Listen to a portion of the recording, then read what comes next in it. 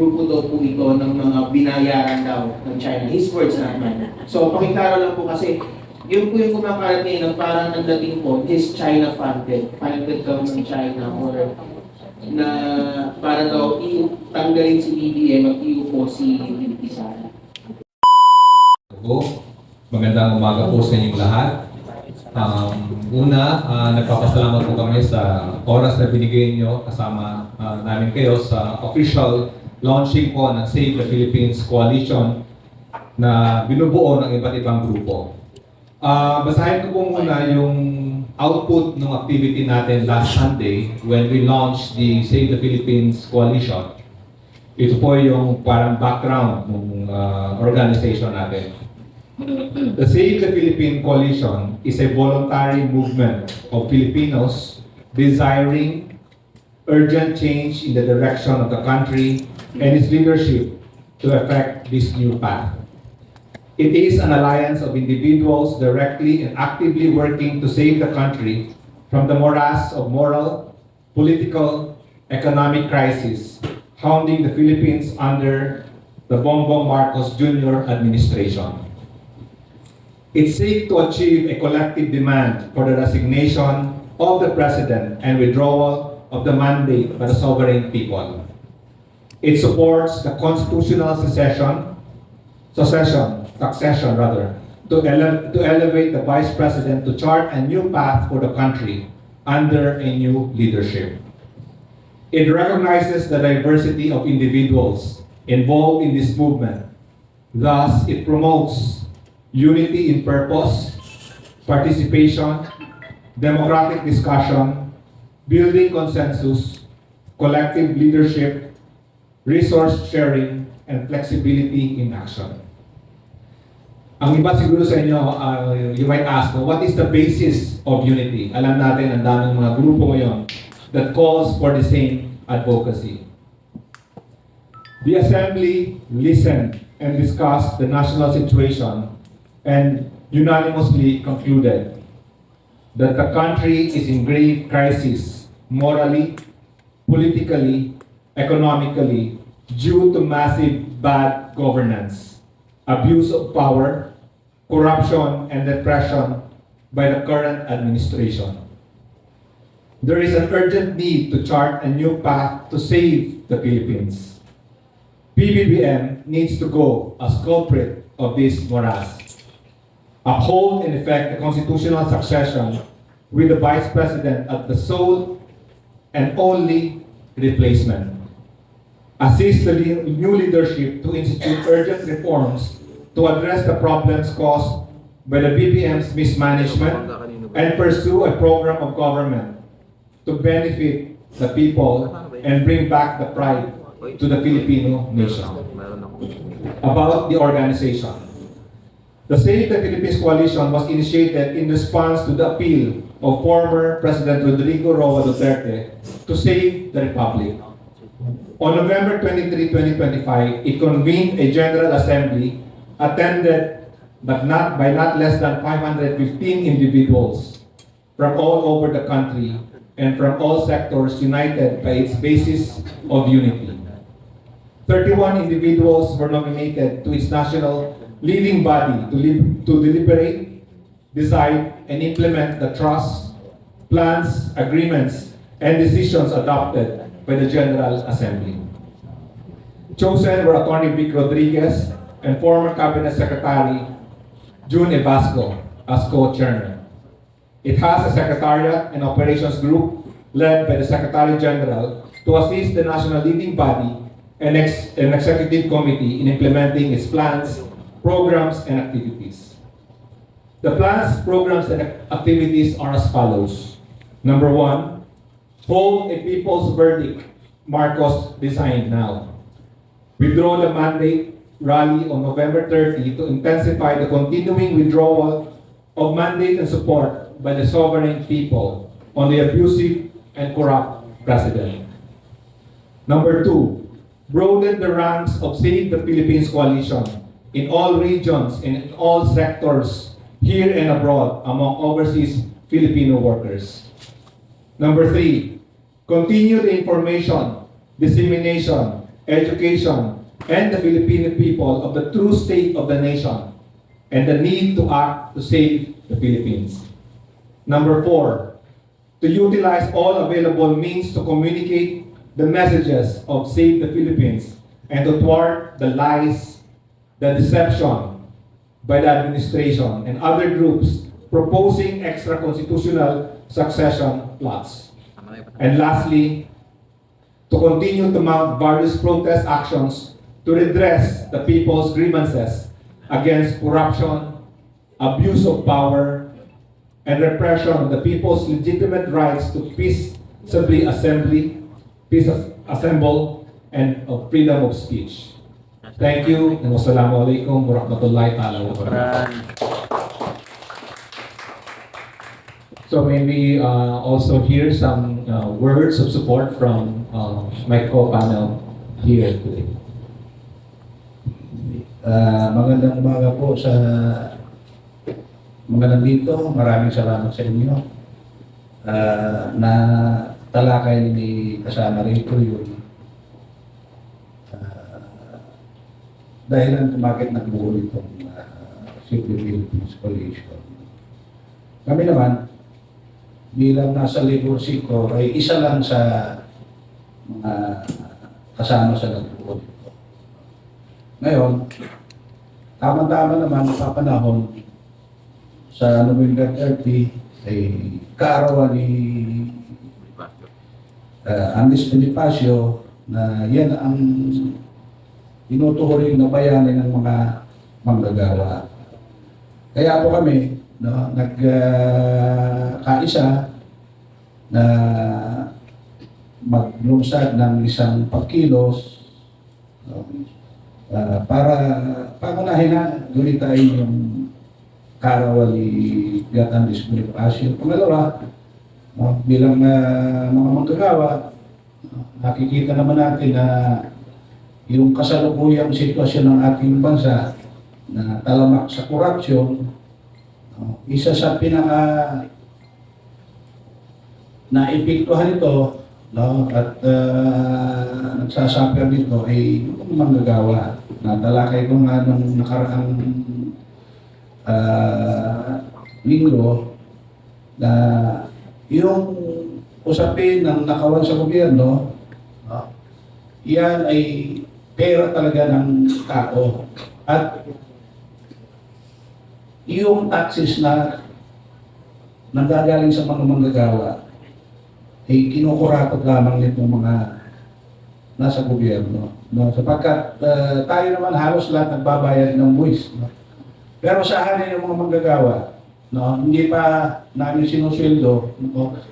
Halos nakalaan na para ulit tayo. No? Samantalang yung ibang mga kababayan natin, may mga negosyante na hindi nagbabayad ng tax. Kaya minabuti namin na lumahok dito sa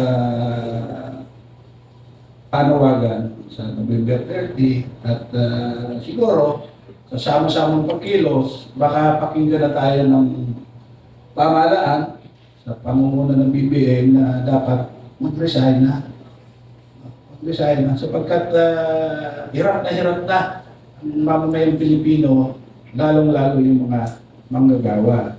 Kaya sa hanay ng mga manggagawa, Libo Power Movement, no, traditional naman po yan. Nag-iipon-ipon kami sa Liwasang Bonifacio. No? At kung ano man ang magiging pag-usapan, sapagkat maraming nakatakdang pagkilo sa November 30, di ba? May possibility na magsama-sama kami. No? Basta ang amin maliwanag. Sapagkat alam naman natin lahat yung iba nagrarally yan, anti-corruption, may corruption, pero ayaw tukuyin kung sino yung mastermind ng corruption at hindi na nanawagan na mag-resign. Diba? Sa amin klaro, diba? May corruption, may ninakaw na pera, dapat managot yung responsable at yung mastermind. Kaya nandito po kami At sa November 30, kung ano man ang kaisahan, at magsasama-sama kami, basta maliwanag na ang sasamahan namin, ang panawagan ay ikaw na si Pangulong BBM. Maraming salamat po.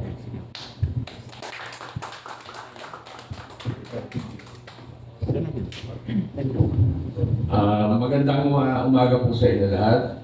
Mula po sa Federation ng AGLO, Association of Genuine Labor Organization.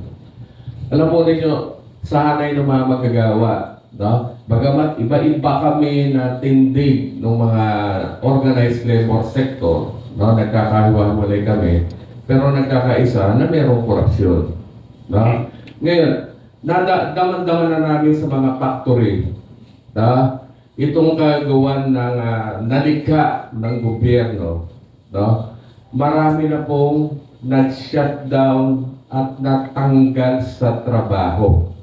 Lalo po yung may kontrata, yung aming union sa DPWH, tigil na po ang operasyon. Ilan po ang nawalan ng trabaho? Tinigil na po talaga. Na? Sa Peso, doon sa Batangas, rotation na po ang pasok. Dahil hanggat hindi natitigil itong politika nito, hanggat hindi nare-resolbahan at hanggat hindi bumababa si BBM, wala na pong mangyayari sa Pilipinas. Marami pong mawawalan ng hanap buhay sa Pilipinas. May hanap buhay ngayon, ang isa sa daing namin, ganun pa rin, contractualization sa manpower agency pa rin. No? Hindi na may kublihan. Talamak. Binigyan pa ng malaking krisis dito sa graft and corruption. Kaya kami natutuwa sa pamamagitan ng pagbubuo ng Broad Alliance sa Save the Philippines ay sinusuportahan ng itong alyansa na ito, itong laban ng mamamayang Pilipino at itong magaganap na November 13 na pagkilos ng mga manggagawa, no? Sa Liwasan Bonifacio, no?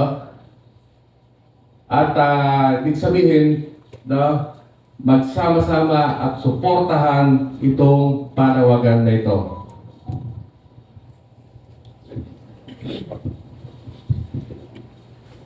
Magandang umaga po sa ating lahat mga kasama at sa aking mga kasama sa table.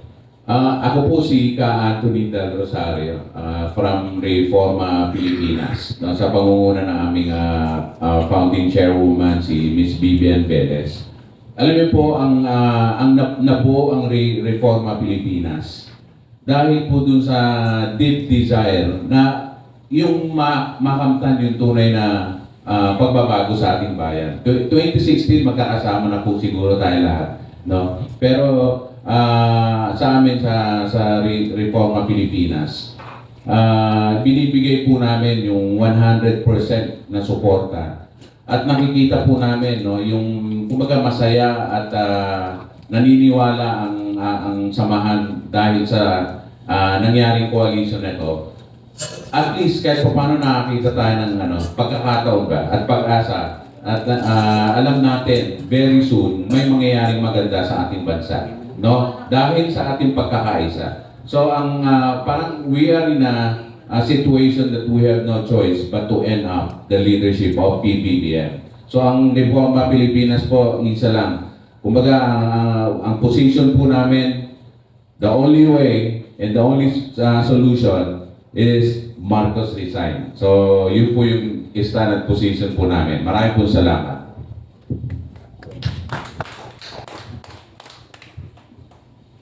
Good morning, everyone. I'm Cathy Cortez Maluya, Regional Chairman ng MAISO. I just want to announce and invite the Cebuanos kasi may this coming November 30 may dito, no? Sa Manila. But yung sa Cebu, we hope to have the activity on December 1. Save the Philippines, Cebu Rally and Caravan. Coalition-wide activity with aligned parallel groups supporting the BBM resign call. Participants must follow Marshal's instructions, prioritize safety and uphold mahisog conduct. Packet rally immediately after the caravan. So yun, magtipon-tipon kami sa Cebu on December 1. Yun lang yung ano ko. Salamat po. So before natin open for questions, dagdag ko lang din po, kami po sa Mindanao at sa BARM, sa Bangsamoro Autonomous Region in Muslim Mindanao, marami rin pong activities na protest na gagawin sa iba't ibang region, iba't ibang provinces. The same din po ang panawagan, no? BBM resign, and we follow the constitutional law on succession. Thank you po. Bubuksan na po natin yung Q&A. Yung gusto pong magtanong, pwede po approach na po dito sa gitna sa member po. From Manila Times. Hello, good morning po. Good morning po. First question lang po, pakiclarify lang po kasi ina-allege kayo ni Montulfo na bayaran daw kayo ng China. Kasi yun yung lumalabas dun sa last week daw na last week na post sa Facebook na ito daw po grupo na ito ay parang grupo daw po ito ng mga binayaran daw ng China. His words naman. So pakiklaro lang po kasi yun po yung kumakalat ngayon na parang ang dating po is China funded daw ng China or na parang daw tanggalin si BBM at iupo si VP Sara. Ako muna, attorney ba? Kita-kita naman po, no? We come here and we have our background na kung sino kami. So definitely, walang nagpapan sa amin. Sarili namin, ako from Davao pa ako, I flew in this morning with my own resources. Number two, bakit iniiwas natin yung issue? Diba? Hindi ba natin nakikita na grabe na yung corruption? Grabe na yung moral compass ng mga tao. Yung mga kabataan natin ngayon, ako meron akong 2 anak. Anong klaseng kinabukasan na gusto natin makita nila? Gusto ba natin may impunity? Sa BARM alone, no? A few days ago, 7 members ng MILF, Moro Islamic Liberation Front, na massacre. Bakit siya na massacre? Dahil sa issue ng lupa. No? Yung pamilya nila, they thought na nagkaroon na ng Bangsamoro Organic Law, they can go back to their own land. No? Unfortunately, nung bumalik sila doon, yung details hindi ko na discuss, pero I can still remember in 2015, 2016, yung mga tao sa Pikit, North Cotabato, no? A certain Abdul, no? May hawak-hawak siyang placard, peace is within our hands. No? They were hoping na magkakaroon na ng peace sa Mindanao at sa BARM. Pero anong nangyari? Series of killings. No? Data from our research shows that the level of killings, no, tumaas 1.8, 1.7, no, from PNP and AFP itong records. Ang killings sa BARM alone, every day. So the vertical conflict na arrange na yun, ayos na, yung away ng MNLF, MILF at gobyerno. Pero ang conflict ngayon is yung horizontal. Meaning to say, clans, families, MNLF versus MNLF, MILF versus MILF. So hindi na kalaban yung gobyerno, pero na-worsen. Yun. So, ito mga ito, kailangan ka po ba bayaran ng China para makita mo yung katotohanan, yung paghihirap ng mga tao? No? Parang, it's so illogical. No? Kahit siguro ang grade 5 student, pag nakikita si Presidente, resign ka na, you're fired. No? Yun ang mensahe ng bawat Pilipino. Attorney? Okay po. Maraming salamat. Maliwanag naman, no? Yung grupo ito ay hindi binabayaran. Unang-una nabanggit ni kasama rito na sarili nilang initiative. Diba? Wala nagbabayad. Kami sa labor group, no? Nabanggit po kanina, traditional yung pagrarally namin, taon-taon yan sa kaarawan ni Bonifacio na wala nagbabayad. Mayroon kami sariling budget yan para sa organization. Ngayon, sino ba yung mga nagsasabing nababayarang grupo nito, di ba? Makabaliktad po. Ang tingnan natin, di ba? Bakit di nila sabihin na yung mga ibang nagrarally yung mga binabayaran?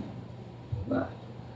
So, yan po ay bahagi lang ng propaganda, paninira, sapagkat, di ba, itong grupong ito yung totoong nagsasabi na dapat tuldukan na yung korupsyon at ang solusyon yan, bumaba na si BBM para magkaroon tayo ng panibagong liderato. Ngayon, siyempre hindi maiiwasan na sasabihin ng mga administration na, kaya nagrarally yan, pabababayin si BBM dahil gusto nila si Sara. Pero maliwanag naman paulit-ulit eh. Diba? Gusto natin katahimikan, constitutional succession. So, nasa matuwid, nasa tamang direksyon po tayo. Wala tayong pamimilian eh. Pagbaba ni BBM, alam nga naman kung sino-sino ilalagay mo dyan. Of course, si Bibi Sara, sapagkat yan ang tinatadhana, ay yan ang nakalagay sa saligang batas. So, yan ang ginagamit nilang argumento. So, sabihin natin, totoo naman. Diba? Pag bumaba si BBM, magkikinabang si Sara sapagkat yan ang sinasabi ng konstitusyon. At ang magkikinabang, tayo mga mamamayan na naghahanap ng totoo, hindi corrupt na gobyerno. So, yun po yun. Kaya, wag po tayong maniniwala na kami ay, sabi nga ni kasama ko rito, itsura ba namin pinabayaran? Diba? Itsura ba kami mga bayaran, lalo kami sa mga manggagawa? Una-una, tanungin nila, sino ba yung magbabayad? Diba? Gary General, yung China, binabayaran daw kami. Diba? So, maliwanag po yung propaganda. Kailangan, paliwanag natin, labanan po natin yan. Kung mayroong mga bayaran sa mga nagrarally, maliwanag, hindi po kami yun. Hindi kami yun. Opo. Maraming salamat po. Kasi sir, ito pa isa pong follow-up question. Kasi ang sinasabi ng mga kaliwa and the Delagus na hindi raw fit si Vice President kasi daw sa issue daw ng mga confidential funds, corruption, inalis na niya. I mean, what can you say about doon sa sinasabi ng mga kaliwa at ng mga dilaw? Kasi yun yung ano nila, yun yung reason nila why they are pushing for resign all and a quote-unquote National Transition Council daw, composed ng mga, sabihin natin mga grupo na kalinya nila. What's your take on that? Well, una, that's very illogical, ano? Kasi yung mga yan, una yung mga sinasabi ng dilaw o yung mga pink, yan yung mga hilaw na dilaw. Alam mo yung bakit? Hilaw sila kasi yung 1986 yung evidential constitution, Cory Aquino Constitution yan. So dapat irespeto nila, di ba? Ako, our family supported Ninoy and Cory. I was a political appointee of Noynoy Aquino during his time. But Duterte, hindi niya inisip yun. Nung in-appoint niya ako as part of his team, hindi niya inisip na bilawan ako ano, di ba? Pero ang inisip niya, ano yung pwede kong may ambag, ano yung pwede kong may tulong. Pangalawa, pwede naman natin makita yung track record ni Ma'am Inday sa Davao City. Davao City, before she stepped in, ang laki ng deficit. Pero within her term, natapos niya na walang zero utang, no? Zero debt ang Davao City. And then, pangatlo, yung issue ng confidential fund, I think paulit-ulit lang yan. No? Meron namang COA, no? Kaibigan ko rin si Heidi, no? Ma'am Heidi yung sa COA dati. Nakikita ko yung mga posts niya. Pero hindi niya dinidiscuss yung legality. No? And hindi dinidiscuss yung opinions ng mga auditors. So we respect them. But ano ba, may kaso ba nakafile sa ombudsman? May kaso ba nakafile na yung ina-allege na sa kanya? Kasi kung meron, pwede natin pausapan. Pero kung wala, bakit hindi natin tingnan yung trillions of pesos, no? Flood control, and all other corruptions, no? Why do we turn a blind eye on this? No? At one time, nasusulat din po ako sa sa lobbyist. Ang sinasabi ko yung selective outrage. No? May mga kasamaan tayo ko, may mga kasamaan ako, mga kaibigan ko, hindi ko maintindihan. Bakit they turn a blind eye doon sa nakikita natin? Yung mga nangyayari ngayon sa BARM. Ako, I'm more concerned because I'm from BARM. Nandun yung pamilya ko, nandun yung my whole family, no? So ano ang magiging kinabukasan natin na kung saan mismo ang MILF na yan ay watak-watak, nag-aaway. Sino may kagagawan yan? So yun yung gusto natin ipabot sa lahat na yung issue na bakit lagi sila nagpropaganda na iniiwas yung issue. Yung sa kaliwa naman, alam naman natin dahil dun sa LCAP, talagang in Mindanao, zero insurgents, ano? Because of the programs of President Duterte and her daughter, no, Vice President Inday Sara. So, huwag tayong magpadala doon sa mga kasinungalingan. Huwag tayong magpadala doon sa mga black propaganda na the way we do that, the way we focus on that, tumataas yung inflation, tumataas yung unemployment. No? Ang worst pa dito is yung morality, no? The moral compass of our country. No? How can you have a president na mismong kapatid niya nagsasabi na addict? No? Hindi ko ma-comprehend. No? Yung mga kaibigan kong mga bishops, mga kaibigan kong mga nasa simbahan, why do they focus on, si Inday Sara wala naman siyang issue ng EGK. When she was a mayor, wala, kung may ginagawa sila, she's very willing to solve the problem on drugs in a peaceful and more rehabilitation po, yung kanyang programa para doon. Thank you. Thank you. Next po, ano natin? GMA or GMA? Okay, sige. Ilaban na. Sino mo po? Busy pa yata. Sino po?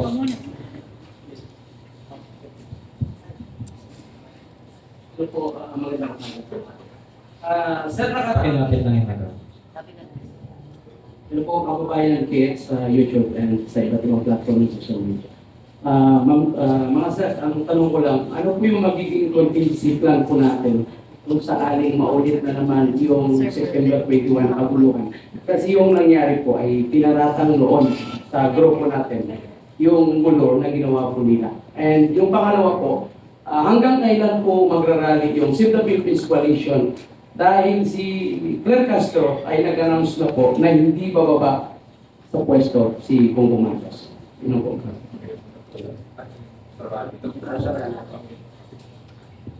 Okay. Maraming salamat. No? Tama po yung tanong nyo sapagkat noong September 21, nakita natin yung kaguluhan. Maliwanag naman na hindi kami kasama ron sa grupo kung saan nanggaling yung mga nanggulo. Kami po ay nasa Liwasang Bonifacio at nag-marcha kami from Liwasan. Nakarating lang kami ng not Mindiola. Rito, Corner, Moraita. Sapagkat nakabarikadan yung mga polis doon eh. Actually kami ang ginugulo eh.